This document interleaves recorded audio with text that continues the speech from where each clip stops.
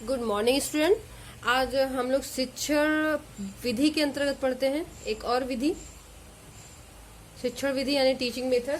आज हम लोग जानेंगे बेसिक शिक्षा पद्धति के बारे में। बेसिक शिक्षा पद्धति जिसका नाम आप सुनते ही आपको याद आ गया होगा कि ये महात्मा गांधी जी का है, जो कि बहुत ही चर्चित और बहुत ही इम्पोर्टेंट है। इसको क्या कहते हैं? बुनियादी शिक्षा भी कहते हैं। ठीक है, बुनियादी शिक्षा भी जानते हैं। क्योंकि हम आज इसलिए इसको स्टार्ट कर रहे हैं, आप लोग के सामने इसको रख रहे हैं, क्योंकि इसमें बहुत सारे इंपॉर्टेंट क्वेश्चंस आने वाले हैं। क्योंकि महात्मा गांधी से जुड़ा हुआ है तो आप इसको जानते भी होंगे कि ये फिलॉसफी की दृष्टि से भी काफ़ी यूजफुल है और आपके शिक्षण पद्धति में भी काफ़ी ये इम्पोर्टेंट है।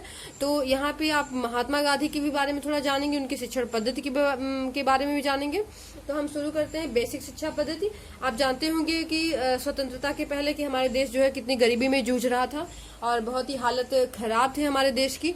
और उसमें बहुत सारे ऐसे लोग थे जो कि अभी भी ऐसा है, ऐसा नहीं कि आज परसेंटेज कम हो गया है, लेकिन फिर भी उस समय जो है बहुत ज़्यादा था। मतलब बहुत ज़्यादा लोग गरीब थे, उनको पढ़ने की जो है प्रॉब्लम थी, मतलब पढ़ाई अच्छे से नहीं हो पाती थी।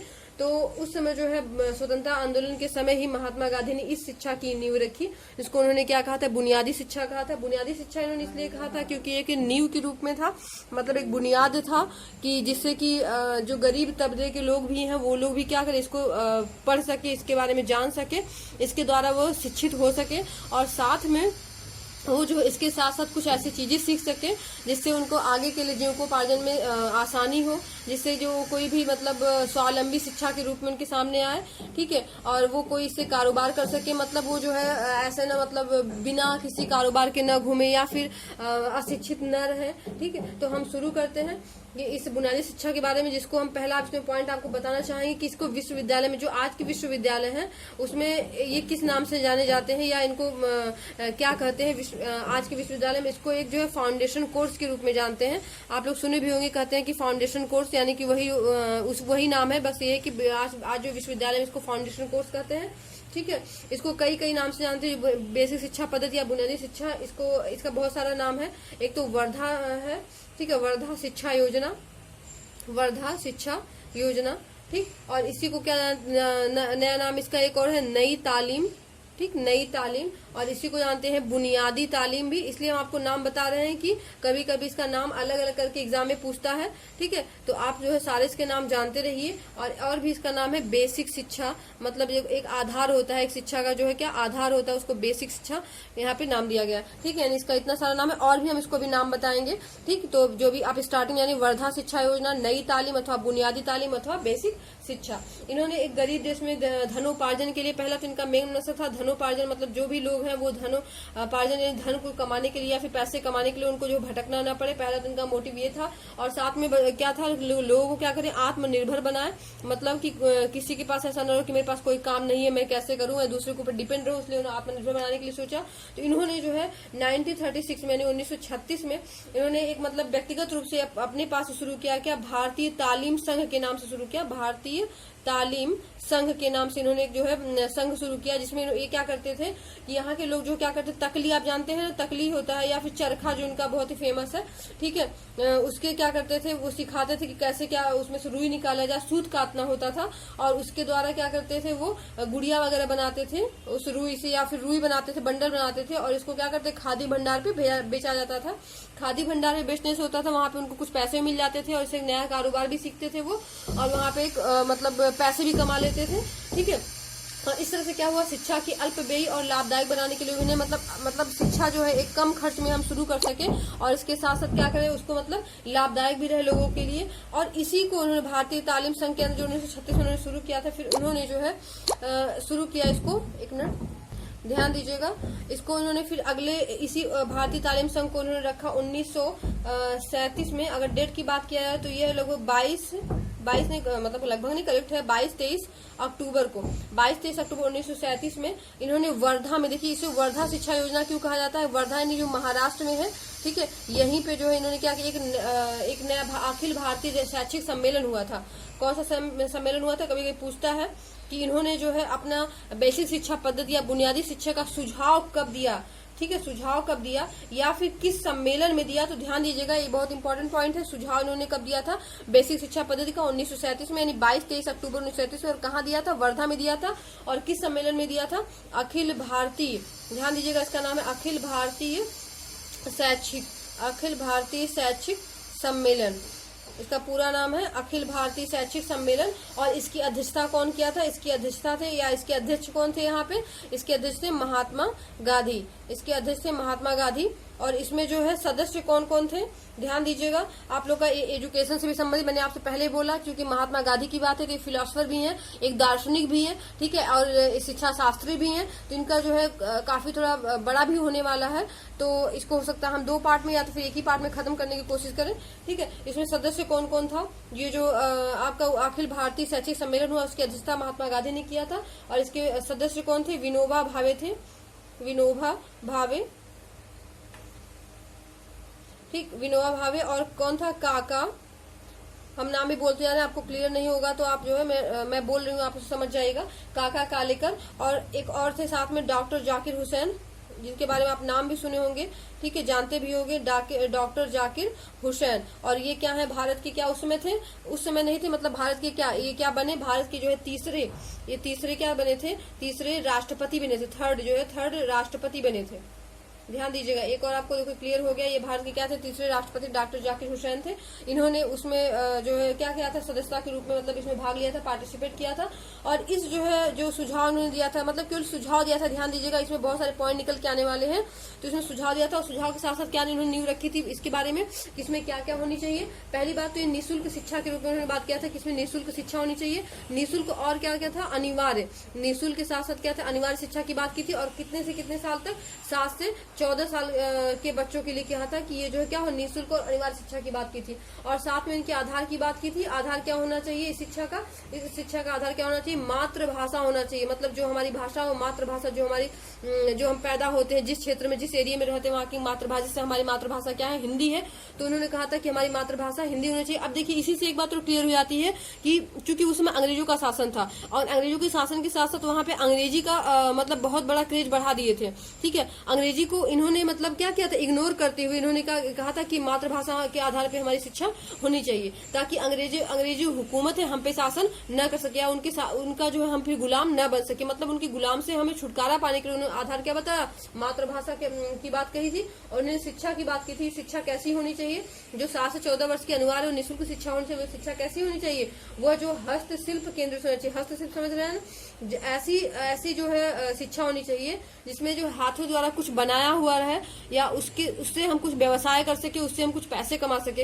हस्तशिल्प यहाँ पे जैसे होता है कि जो आजकल टोकरी वगैरह बनाते हैं लकड़ी का, या फिर जो पत्तल वगैरह बनाते हैं अपने हाथों से, या फिर कोई खिलौना वगैरह बनाते हैं, वो हस्तशिल्प मतलब उसमें जो मशीन का कोई यूज ना हो, कोई भी ऐसे इलेक्ट्रॉनिक या फिर जो मॉडर्न में चल रहा है टेक्निकल, वो ऐसा कोई इसमें यूज ना हो, मतलब हाथ से बना हुआ है वो इसमें सामान होना चाहिए। उन्होंने ऐसी शिक्षा की बात की थी। और ऐसी शिक्षा की बात की थी, साथ में जो हस्तशिल्प होना चाहिए वो कैसा होना चाहिए, ऐसा होना चाहिए जो बच्चों के पर्यावरण से संबंधित हो, ठीक है। ये ध्यान दीजिएगा, ये अक्सर पूछता है आपके सीटेट वगैरह क्वेश्चन है कि इन्होंने कैसी हस्तशिल्प की बात की थी, जो बच्चे जहाँ के बच्चे हो वहाँ की इन्वायरमेंट से संबंधित हो, मतलब वहाँ की इन्वायरमेंट में वो सारी चीजें जो है क्या लागू होती हो। ऐसा नहीं कि आप किसी साउथ में ये शिक्षा चला रहे हैं तो वहाँ पे क्या करिए, ईस्ट या वेस्ट की कोई हस्तशिल्प की बात कर दीजिए, या फिर ईस्ट की हस्तशिल्प है तो वहाँ पे आप साउथ की या फिर किसी और स्थान की बात कर दीजिए, तो वहाँ पे वो हस्तशिल्प जो है चल नहीं पाएगा, वहाँ पे वो चीज चर्चित नहीं हो पाएगा। तो इससे क्या होगा, हमारी शिक्षा भी मतलब इग्नोर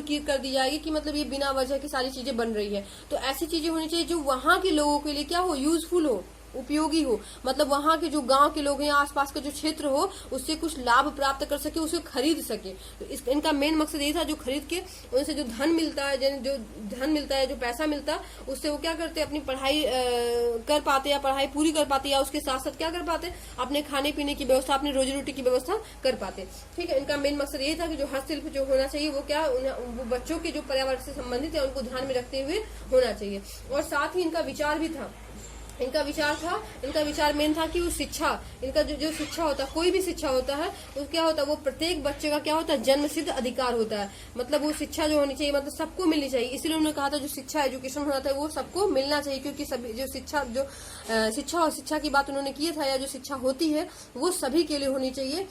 ऐसा नहीं कि मतलब कोई गरीब है तो उसके लिए नहीं होनी चाहिए, या कोई पैसे वाला है बस उसके लिए होना चाहिए। उन्होंने शिक्षित होने की बात सबके लिए की थी। और साथ साथ में देखिए इस प्रस्ताव की बात करते हैं, इन्होंने सुझाव यहाँ पे दे दिया था, लेकिन इस प्रस्ताव को फिर आगे कैसे बढ़ाया गया, या फिर कैसे एग्जाम में पूछता है। जैसे कभी कभी पूछता है कि रिपोर्ट कब प्रस्तुत किया गया। अब अगर आप इसके आगे नहीं पढ़े होंगे तो सोचेंगे कि 1937 में सुझाव दिया था, यानी कि 1937 के आसपास ही रिपोर्ट मिल गया होगा। ठीक है, तो ये देखिए रिपोर्ट की कब बात की थी, इस प्रस्ताव को, जो 1937 के प्रस्ताव है, इस प्रस्ताव को क्या क्या आगे बढ़ाया गया था, तो उस समय उसकी अध्यक्षता कौन किए थे, डॉक्टर जाकिर हुसैन ने किया था। इसकी अध्यक्षता डॉक्टर जाकिर हुसैन ने किया था। जो इसके आगे जो प्रस्ताव आया, यानी 1937 के बाद फिर आगे यहाँ पे फिर अध्यक्षता हुई थी, और उसका नाम क्या था, जो सम्मेलन, उसका नाम क्या था, यहाँ पे इनके सम्मेलन का नाम था कि राष्ट्रीय शैक्षिक योजना। इसका नाम था राष्ट्रीय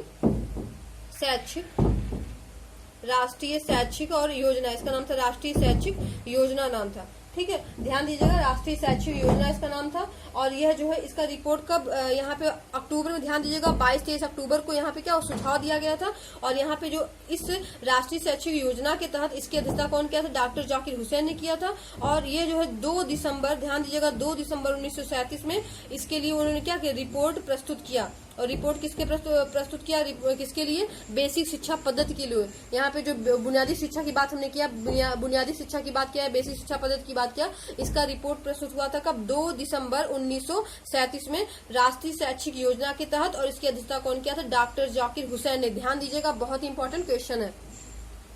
हम आगे बढ़ते हैं इनके ये अब देखिए यहाँ पे हमने बताया था कि 1937 में, वो भी कब, 2 दिसंबर को रिपोर्ट क्या हुआ, रिपोर्ट प्रस्तुत हुआ। ठीक है, रिपोर्ट प्रस्तुत हुआ। ठीक है, तो लेकिन और उसमें राष्ट्रीय शैक्षिक योजना के तहत, लेकिन इसको लागू कब, अब लागू की बात आती है कि ये रिपोर्ट या फिर ये बेसिक जो शिक्षा पद्धति है वो लागू कब हुई, तो लागू की बात की जाती है तो 1938 में लागू हुआ। अगर इस शिक्षा की बात की जाए तो ये लागू कब हुआ, 1938 में, मतलब पूरे राष्ट्रीय स्तर पे इसको लागू करने की बात की गई 1938 में। तो इतनी सारी बातें क्लियर हुई कि इनकी जो है वर्धा शिक्षा योजना क्यों कहा गया, क्योंकि इसका जो सम्मेलन हुआ था, इसका जो सुझाव, पहली बार जो सुझाव दिया गया था, महात्मा गांधी ने सुझाव दिया था, वो कहाँ, वर्धा यानी महाराष्ट्र में जो हुआ था, क्या अखिल भारतीय शैक्षिक सम्मेलन हुआ था, उसमें उन्होंने इसके बारे में सुझाव दिया था। क्योंकि वर्धा में हुआ था इसलिए वर्धा शिक्षा योजना भी कहते हैं। नई तालीम, एक नई शिक्षा योजना निकल के आई, पहली बार ऐसी कोई शिक्षा की बात की गई जिसमें जो है बच्चों को हस्तशिल्प की यानी कुछ सिखाने की बात की गई थी। बेसिक शिक्षा मतलब एक आधार होता है, ये बुनियादी तालीम, ये इतने सारे नामों से इसको जानते हैं। इसके अलावा भी इसके और 3 नाम है, इसके अलावा भी आप ध्यान दीजिएगा, इसके और भी नाम है, और नाम से पूछ सकता है, जैसे कि मौलिक शिक्षा, कभी कभी एग्जाम में पूछता है कि मौलिक शिक्षा की वर्धा योजना, इस नाम से पूछता है। आप लोग साथ में नोट भी करते जाइएगा, वर्धा योजना। ठीक है, मौलिक शिक्षा की वर्धा योजना पहला ये हो गया। दूसरा होता है इसको बुनियादी शिक्षा, हमने अभी बताया आपको, बुनियादी शिक्षा योजना भी कहते हैं। ठीक है, बुनियादी शिक्षा योजना पूरा आप लिख लीजिएगा। और इसके साथ में तीसरा क्या कहते हैं, इसको डॉक्टर जाकिर हुसैन रिपोर्ट कहते हैं, या फिर कमेटी की रिपोर्ट कहते हैं। ठीक है, कमेटी की रिपोर्ट। ठीक, तो इतने नामों से भी पूछ सकता है, क्योंकि इनका जो है बहुत ही, डॉक्टर जाकिर हुसैन का ये बहुत ही महत्वपूर्ण रिपोर्ट था और बहुत ही फेमस है ये, तो इसीलिए इनके नाम से भी आता है डॉक्टर जाकिर हुसैन कमेटी की रिपोर्ट, इस नामों से भी इसको जानते हैं।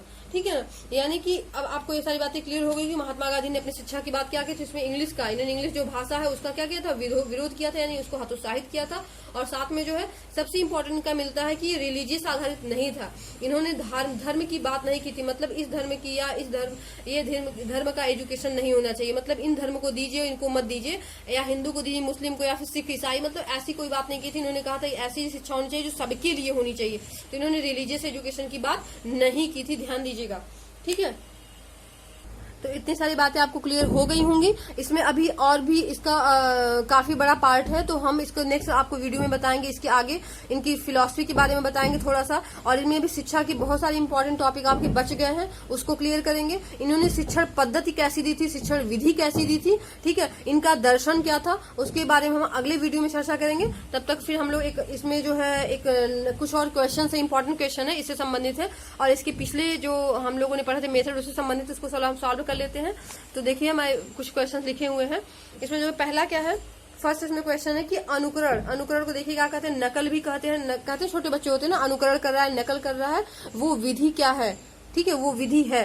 तो ध्यान देखिए दिया है प्राथमिक स्तर, माध्यमिक स्तर, उच्च प्राथमिक स्तर और कोई नहीं। आप ध्यान दिए होंगे कि मैंने आपको शिक्षण के 3 स्तर पढ़ाए थे। पहला स्तर क्या था, स्मृति स्तर था, ध्यान दीजिएगा, स्मृति था। सेकंड क्या था, अवबोध था, ठीक है, और थर्ड क्या था, इसमें चिंतन था। तो मैंने आपको पहले भी बताया था कि स्मृति स्तर में क्या होता है कि बच्चे क्या करते हैं, रट के या फिर याद करके या फिर इसमें क्या करते हैं, नकल यानी अनुकरण द्वारा बच्चे सीखते हैं। और ये स्मृति स्तर का बच्चे कैसे बच्चे होते हैं, किस क्लास के होते हैं, छोटे होते हैं, यानी प्राथमिक स्तर के होते हैं। तो देखिए यहाँ पे आपको आंसर मिल जाएगा कि प्राथमिक स्तर के बच्चे क्या करते हैं, अनुकरण यानी विधि उनकी होती है।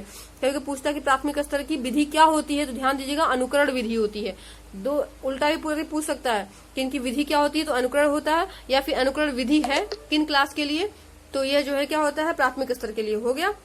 सेकंड क्वेश्चन आते हैं हम, भाषा शिक्षण के लिए उपयुक्त है। अगर भाषा शिक्षण की बात करते हैं कि क्या उसमें उपयुक्त है, तो इसमें देखिए अध्यापक का व्याख्यान, देखिए भाषा शिक्षण की बात किया है यानी लैंग्वेज की बात किया है, तो अध्यापक का व्याख्यान यानी जो लेक्चर होता है, ठीक है, लेक्चर देते हैं।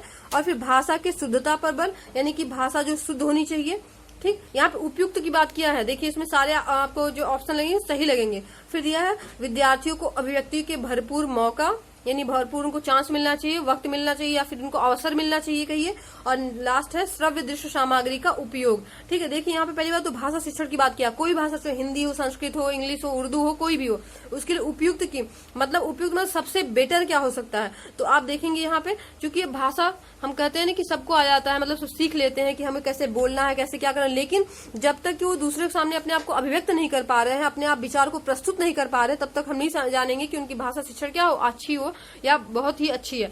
व्याख्यान कोई भी दे सकता है, रट के दे सकता है या ऐसे भी दे सकता है, लेकिन वो क्या होनी चाहिए, रुचिकर होनी चाहिए। ऐसा नहीं कि सामने वाला सोने लगे, ठीक है। तो अभिव्यक्ति का उसे पूरा अवसर देना चाहिए, पूरा अवसर देना चाहिए, ताकि वो उसमें क्या करे, इसमें जो है उस भाषा शिक्षण के लिए उसको उपयुक्त अवसर मिल सके, उसको अच्छा इन्वायरमेंट मिल सके। तो यहाँ पे कौन सा ऑप्शन सही होगा, अभिव्यक्ति के भरपूर अवसर। फिर आते हैं वर्धा योजना को किसने स्थापित किया था। देखिए यहाँ पे बात आती है वर्धा योजना को किसने स्थापित किया था। तो अब आप सोचेंगे कि महात्मा गांधी ने किया था। देखिए यहाँ पे स्थापित की बात आई है तो आप ध्यान दीजिएगा, अगर देने की बात आई थी या सुझाव की बात आती तो आप कहते महात्मा गांधी ने, सुझाव इन्होंने दिया था, लेकिन इसको राष्ट्रीय स्तर पे मान्यता किसने दिया, इसको स्थापित की बात आई है ना, स्थापित किसने किया था, डॉक्टर जाकिर हुसैन ने स्थापित किया था। और कब किया था, 1937 में। देखिए डेट तो मैंने बाद में डाल दिया, लेकिन ऑप्शन ऐसे आपको दिया था और सीटेट का एक अच्छा क्वेश्चन है। तो यहाँ स्थापित की बात आती है तो ध्यान दीजिएगा, अगर आता है सुझाव की बात आता है तो कहिएगा महात्मा गांधी ने दिया था, अगर स्थापित की बात आती है तो डॉक्टर जाकिर हुसैन ने दिया था, और लागू की बात आती है तो क्या हो जाएगा, 1938 में हुआ था, ठीक है। और डेट भी साथ में आप लोग क्लियर, क्योंकि मैं अभी आपको पढ़ा चुकी हूँ कि इन्होंने जो है स्थापित कब किया, रिपोर्ट इन्होंने कब दिया था, ठीक है, और 2 दिसंबर को दिया था, और सुझाव महात्मा गांधी ने कब दिया, 22-23 अक्टूबर 1937 में दिया। तो सारी बातें आपको क्लियर हो गई होंगी। तो आप लोग पढ़ते रहिए। इसके आगे वाले जो भी इसका एपिसोड जो बचा हुआ है बहुत ही अभी इंपॉर्टेंट है, तो आगे वीडियो में बना देंगे। आप इसका जो नेक्स्ट पार्ट है आप उसको जरूर देखिएगा। इसके साथ ही आप पढ़ाई करते रहिए, खुश रहिए, मुस्कुराते रहिए, ठीक है। Thank you.